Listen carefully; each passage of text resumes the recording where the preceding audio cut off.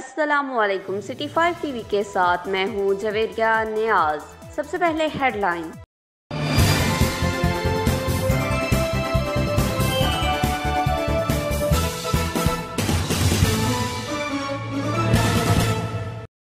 डोमेली के इलाका बड़ा ग्वाता सलहार रोड खंडरात में तब्दील, हादसात मामूल बन गए। शहरी मिनटों का सफर घंटों में तय करने पर मजबूर। मजीद तफसीलात जानते हैं मोहम्मद नबील हसन से। जी बिल्कुल, डुमेली के इलाका बड़गवाता सलहार रोड खंडरात में तब्दील हो चुकी है। हादसात मामूल बन गए। शहरी मिनटों का सफ़र घंटों में तय करने पर मजबूर हैं। जगह जगह गहरे गड्ढे पड़ने से आए रोज़ हादसात होने लगे हैं।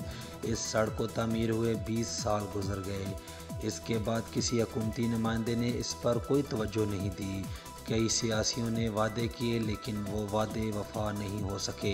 बड़ा गवाता सलेहार रोड तकरीबन 5 किलोमीटर बनती है। इसके साथ साथ हज़ारों की तादाद में आबादी कायम है और मिनटों का जो सफ़र है वो घंटों में तय करने पर मजबूर हैं। इसी सड़क से पंजाब के कई शहरों में कोयले के ट्रक लोड होकर जाते हैं। एहलियान इलाका ने आला हुकाम से नोटिस लेकर इसको तमीर कराने का मुतालबा कर दिया है।